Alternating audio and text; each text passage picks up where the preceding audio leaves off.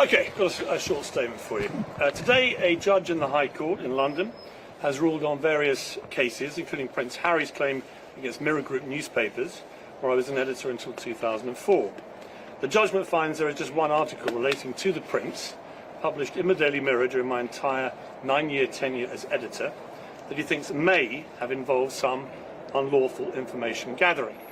To be clear, I had then, and still have, zero knowledge of how that particular story was gathered. All his other claims against the Daily Mirror under my editorship were rejected. With regard to the judge's other references to me in his judgment, I also want to reiterate, as I've consistently said for many years now, I've never hacked a phone or told anybody else to hack a phone. And nobody has produced any actual evidence to prove that I did. I wasn't called as a witness, it's important for people to know this, by either side in the case, nor was I asked to provide any statement. I would have very happily agreed to do either or both of those things had I been asked. Nor did I have a single conversation with any of the Mirror Group lawyers throughout the entire legal process. So, I wasn't able to respond to the many false allegations that were spewed about me in court by all foes of mine with an axe to grind, most of which, inexplicably, were not even challenged in my absence by the Mirror Group counsel.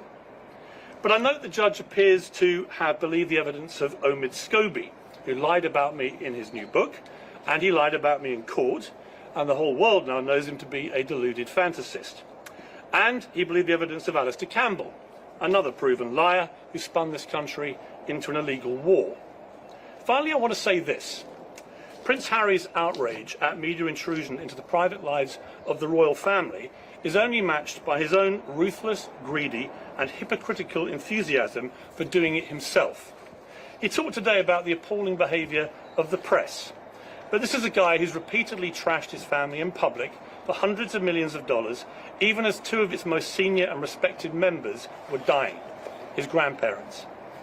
It's hard to imagine, frankly, more appalling behaviour than that. As for him saying this is a good day for truth, the Duke has been repeatedly exposed in recent years as someone who wouldn't know the truth if it slapped him around his California tanned face. He demands accountability for the press, but refuses to accept any for himself for smearing the royal family, his own family, as a bunch of callous racists without producing a shred of proof to support those disgraceful claims. He also says he's on a mission to reform the media when it's become clear his real mission, along with his wife, is to destroy the British monarchy. And I will continue to do whatever I can to stop them.